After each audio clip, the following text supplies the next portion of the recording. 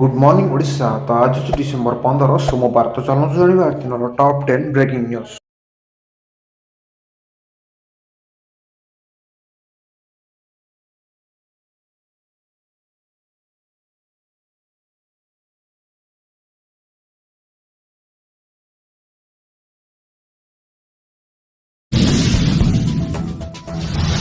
ବର୍ତ୍ତମାନ ଦେଖିବା ପରବର୍ତ୍ତୀ ଖବର। ମଧୁଆଙ୍କୁ ଝଟକା, ରାଜ୍ୟରେ ଆଉ ଖୋଲିବନି ନୂଆ ମଦ ଦୋକାନ। ବଡ଼ ଘୋଷଣା କଲେ ଅବକାରୀ ମନ୍ତ୍ରୀ ପୃଥ୍ୱୀରାଜ ହରିଚନ୍ଦନ। ରାଜ୍ୟରେ ଆଉ ଖୋଲିବନି ନୂଆ ମଦ ଦୋକାନ। ରାଜ୍ୟରେ ଆଉ ଅଫ୍ ଏବଂ ସିଏଲ୍ ମଦ ଦୋକାନ ଖୋଲିବାକୁ ଅନୁମତି ମିଳିବ ନାହିଁ।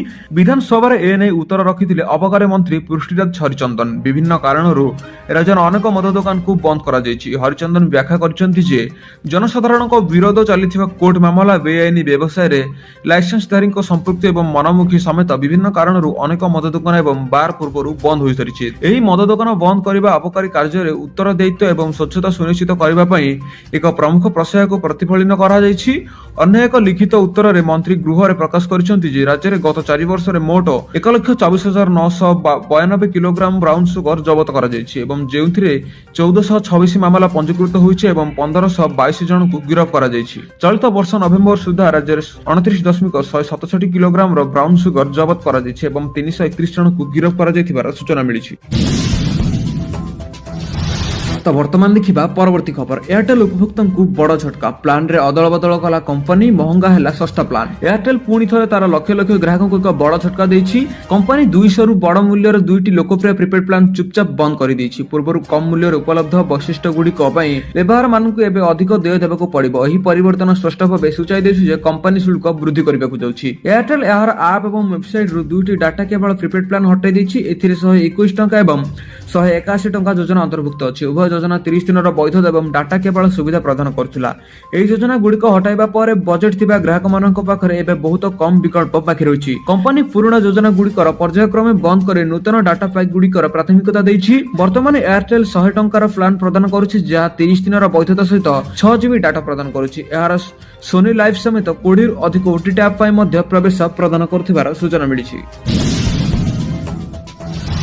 ବର୍ତ୍ତମାନ ଦେଖିବା ପରବର୍ତ୍ତୀ ଖବର। ରେଲୱେରେ ଏକ ବଡ଼ ନିଯୁକ୍ତି, 1,02,000 ପଦବୀ ଖାଲି ପଡ଼ିଛି। ଭାରତୀୟ ରେଳବାଇ ଏଥର ଯୁବପିଢ଼ିମାନଙ୍କ ପାଇଁ ଏକ ଗୁରୁତ୍ୱପୂର୍ଣ୍ଣ ସୁଯୋଗ ପ୍ରଦାନ କରୁଛି। ସାରା ଦେଶରେ ଯେଉଁମାନେ ରେଳବାଇ ଚାକିରି ପାଇଁ ଅପେକ୍ଷା କରିଛନ୍ତି ସେମାନଙ୍କ ପାଇଁ ବର୍ଷର ସବୁଠାରୁ ବଡ଼ ଖବର ଆସିଛି। ରେଳବାଇ 2024 ଏବଂ 2025 ପାଇଁ ମୋଟ 1,20,000 ପଦବୀ ଥିବା ବେଳେ 1,26,000 ପଦବୀ ଆସିଛି 2026 ପାଇଁ। ରେଳମନ୍ତ୍ରୀ ଅଶ୍ୱିନୀ ବୈଷ୍ଣବ ଶୀତକାଳୀନ ଅଧିବେଶନ ସମୟରେ ସଂସଦର ଏହି ନିଯୁକ୍ତି ଅଭିଯାନ ଘୋଷଣା କରି କହିଥିଲେ ଯେ ଏତେ ବଡ଼ ଅଭିଯାନ ପୂର୍ବରୁ କେବେ କରାଯାଇନଥିଲା। ରେଳବାଇ ସର୍ବଦା ଯୁବପିଢ଼ିମାନଙ୍କ ପ୍ରାଥମିକତାର ଦେଇ ଆସିଛି ଏବଂ ଏଥର ଏକକାଳୀନ ଏକ ବଡ଼ ସଂଖ୍ୟାର ପଦବୀ ପ୍ରକାଶ କରେ। ରେଳବାଇ ପ୍ରାଥମିକମାନଙ୍କୁ ଆଶା କରି ଆହୁରି ବୃଦ୍ଧି କରୁଛି।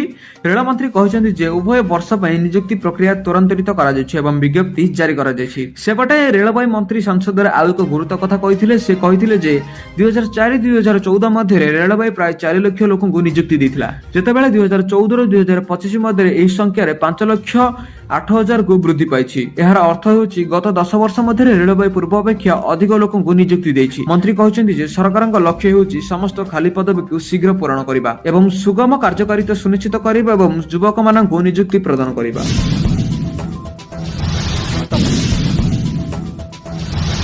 ତ ବର୍ତ୍ତମାନ ଦେଖିବା ପରବର୍ତ୍ତୀ ଖବର। SBI ରେ ଆକାଉଣ୍ଟ ଅଛି କି ଏହି ଭୁଲ କରୁଥିଲେ କଟିଯିବ ଟଙ୍କା। ଆପଣଙ୍କର ଷ୍ଟେଟ୍ ବ୍ୟାଙ୍କ ଅଫ୍ ଇଣ୍ଡିଆରେ ବ୍ୟାଙ୍କ ଖାତା ଅଛି ଯଦି ଆପଣଙ୍କର ATM ରୁ ବାରମ୍ବାର ଟଙ୍କା ଉଠାଇବା ଅଭ୍ୟାସ ରହିଛି, ତେବେ ସାବଧାନ, ଆପଣଙ୍କୁ ଏହି କ୍ଷେତ୍ରରେ ଧ୍ୟାନ ଦେବାର ଆବଶ୍ୟକତା ରହିଛି। କାରଣ ନିକଟରେ SBI ନିଜ ATM ଟ୍ରାଞ୍ଜାକ୍ସନ ସହ ଜଡ଼ିତ କିଛି ନିୟମରେ ବଡ଼ ଧରଣର ପରିବର୍ତ୍ତନ କରିଛି, ଯେଉଁଥିପାଇଁ ଆପଣଙ୍କୁ ଆଗକୁ ଫ୍ରି ଟ୍ରାଞ୍ଜାକ୍ସନ ଲିମିଟ୍ ପାର କରିବା ପରେ ଅଧିକ ସେବା ପାଇଁ ନିଜ ପକେଟରୁ ଖର୍ଚ୍ଚ କରିବାକୁ ପଡ଼ିବ। 2025 ମସିହା ଫେବୃଆରୀ ଓ ମଇ ମାସରୁ ଲାଗୁ ହୋଇଥିବା ଏହି ନିୟମ ଯୋଗୁଁ ଆପଣଙ୍କ ATM ରେ ବ୍ୟବହାର କରିବାକୁ ମହଙ୍ଗା ପଡ଼ିପାରେ। ଚଳିତ ବର୍ଷ ଫେବୃଆରୀ ମାସରୁ SBI ନିଜ ଗ୍ରାହକମାନଙ୍କ ପାଇଁ ATM ସହ ଜଡ଼ିତ ଟ୍ରାଞ୍ଜାକ୍ସନ ଫ୍ରି ଲିମିଟ୍ ଓ ଫିସ୍ ସହ ଜଡ଼ିତ ନୂଆ ନିୟମ ଲାଗୁ କରିଛି। ସେଥିପାଇଁ ବର୍ତ୍ତମାନ ଠାରୁ SBI ର ସମସ୍ତ ଗ୍ରାହକଙ୍କ ଉପରେ ଗୋଟିଏ ଭଳି ଫ୍ରି ଲିମିଟ୍ ଲାଗୁ ହେବାକୁ ଯାଉଛି। ଏହି ନୂଆ ନିୟମ ଅଧୀନରେ SBI ନିଜର ସମସ୍ତ ଗ୍ରାହକମାନଙ୍କୁ ପ୍ରତି ମାସରେ ନିଜ ATM ବ୍ୟବହାର ପାଇଁ 5 ଥର ଓ ଅନ୍ୟ ବ୍ୟାଙ୍କରେ ବ୍ୟବହାର ପାଇଁ 10 ଥର ପ୍ରିଣ୍ଟ ଟ୍ରାଞ୍ଜାକ୍ସନ ସେଟ୍ କରିଛି, ଯାହା ସିଧାସଳଖ ଉତ୍ତର ହେଉଛି ଆପମା ଗୋଟିଏ ମାସରେ ମୋଟ 15ଟି ଟ୍ରାଞ୍ଜାକ୍ସନ କରିପାରିବେ ବୋଲି ସୂଚନା ମିଳିଛି।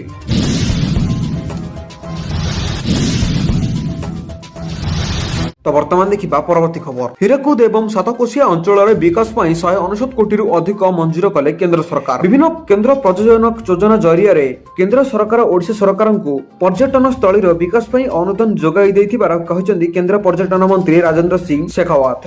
ରାଜ୍ୟଭାର ଏକ ଅଣତାରିକା ପ୍ରଶ୍ନର ଉତ୍ତର ରଖି ଶ୍ରୀ ଶେଖାୱତ କହିଛନ୍ତି ଯେ 2024-25 ଆର୍ଥିକ ବର୍ଷର ବିଭିନ୍ନ କେନ୍ଦ୍ରୀୟ ଉପାର୍ଜନରେ ପର୍ଯ୍ୟଟନ ମନ୍ତ୍ରାଳୟ ଓଡ଼ିଶାର ହୀରାକୁଦ ପର୍ଯ୍ୟଟନ କ୍ଷେତ୍ରରେ ବିକାଶ ପାଇଁ 99 କୋଟି 90 ଲକ୍ଷ ଟଙ୍କା ଏବଂ ସାତକୋଶିଆର ବିକାଶ ଲାଗି 99 କୋଟି 99 ଲକ୍ଷ ଟଙ୍କା ମଞ୍ଜୁର କରିଛନ୍ତି।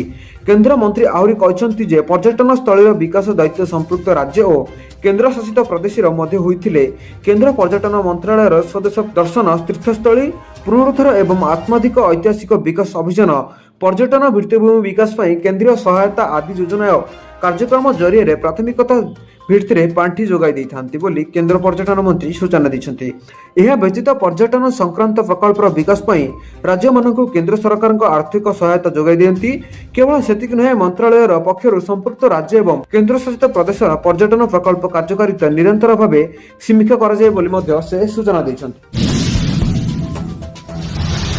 तो वर्तमान देखा परवर्ती खबर। पूर्व सरकार को मुख्यमंत्री मोहन माझी कड़ा टार्गेट। मुख्यमंत्री मोहन चरण माझी गुरुवार आयोजित होता निजुक्ति मेला पूर्व सरकार को कड़ा टार्गेट देते। मुख्यमंत्री समालोचना कर पूर्व सरकार नियम निजुक्ति दि जाऊला, जो अधिकांश कार्यकाल सरुला ताहा भी पूरण कर बरं केतेक ठिका कर्मचारी भाव काम कर चल दि जाऊला। नियमित कर्मचारी नथिबारु बजेट खर्च हो पारुनथिला। आउटसोर्सिंग कर्मचारी रहिले तथ्य बाहर को जीवा आशा करा जाउछि बोली मुख्यमंत्री कहते। भाजपा सरकार 17 मासरे 37,916 जन को निजुक्ति मिली। निजुक्ति मेला सूचना देते मुख्यमंत्री।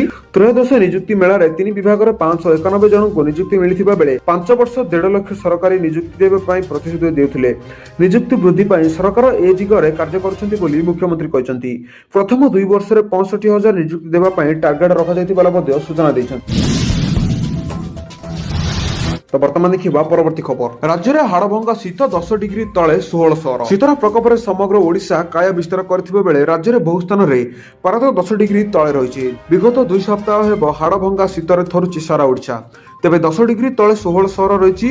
सेमिलीगुड़ार सर्वनिम्न 3.5 डिग्री रही बेले G Udayagiri 4 degree, Phulbani 5.2 degree, Chiplima 6.1 degree, Rourkela 6.7 degree, Jharsuguda 6.8 degree तापमात्रा रही। सेपरि दारिंगबाड़ी 7 डिग्री, भवानीपाटना और Angul 8 degree, Kirei 8.1 degree, Nabarangpur 8.6 degree, Koraput और बलांगीर 9.3 डिग्री, केन्दुझर और सुंदरगढ़ 9.6 डिग्री, सोनपुर तापमात्रा 10 डिग्री रही। प्रबल शीत और घन कुहुड़ी जो जनजीवन प्रभावित होउछि। एपरिक प्रबल शीत जो रास्ता पार्श्व रही व्यवसाय करथिबा स्थानीय चाषी और दिन मजुरिया माने बेसी प्रभावित होउछन्ति। एणे शीतर मजा नेबा पई राज्य बाहर पर्यटक संख्या बढ़ी जाछि। कंधमाल जिलार हिलटॉप कॉफी बगीचा, कलिंग घाटी और बटानिकल गार्डन भली बहु पर्यटन स्थली गुड़िकर प्राकृतिक सौंदर्यर मजा नेबा पई पर्यटकों संख्या वृद्धि पाउछि बोली सूचना मिली। तो वर्तमान देखा परवर्ती खबर। आउ 591 जन को निजुक्ति पत्र बांटिले मुख्यमंत्री। आज 591 जन को निजुक्ति पत्र बांटी मुख्यमंत्री मोहन चरण माझी। यह सहित 425 कोटी टंकार नूतन जलसेचन प्रकल्पर उद्घाटन कर 2063 कोटी टंकार भित्ति प्रस्ताव स्थापन कर मुख्यमंत्री। नूतन सरकार आसिबा पर प्राय 38,000 जन को निजुक्ति मिल सारे बोली कहते मुख्यमंत्री। भुवनेश्वर स्थित ओयूएटी ओडिशा कृषि सदन आयोजित निजुक्ति मेला मुख्यमंत्री पहुंची से एभली सूचना देछन। तो वर्तमान देखा परवर्ती खबर। तो देशर समस्त सरकारी विद्यालय लगिबो इंटरनेट। राज्यर सभारे केंद्र सरकार को शिक्षा मंत्री धर्मेंद्र प्रधान का सूचना। देशर समस्त सरकारी स्कूल रे इंटरनेट सुविधा उपलब्ध हेबो। ए नै केंद्र सरकार व्यय बराद करछन्ती। राज्य सरकार एक प्रश्न उत्तर दे यह कहछन्ती जे केंद्र शिक्षा मंत्री धर्मेंद्र प्रधान शिक्षा रे टेक्नोलोजी बढ़ुथिबार आवश्यकता को आखिरी रखी एभली निष्पत्ति नेइछन्ती केंद्र सरकार। समस्त स्कूल रे किपरि इंटरनेट सुविधा मिलिबो से नै प्राथमिकता भितर काम आरंभ होईछि। देशर सरकार विद्यालय रे अटल टिंकरिंग लैब जरिए नवसृजन और प्राकृतिक शिक्षा को सुदृढ़ करने उद्यम कर। आगामी 5 वर्ष में देशर सरकारी विद्यालय गुड़िक 50,000 अटल टिंकरिंग लैब देखा। वर्तमान देशर विभिन्न स्कूल में 10,000 अटल टिंकरिंग लैब काम कर राज्य सरकार धर्मेंद्र प्रधान कह सूचना मिली। बास यह आज किसी गुरुत्वपूर्ण मुख्य अपडेट्स। तो आशा करुँच भिडियोटी डेफिनेटली भल लगी। जब आप भिडियोटी भल लगी ताले भिडियो को लाइक करने सहित चैनल को सब्सक्राइब करूँ, जहाद्वारा प्रत्येक दिन लाटेस्ट ब्रेकिंग न्यूज आपण मैंने आम चैनल सर्वप्रथम देखिपारे। Bureau report D news Odia.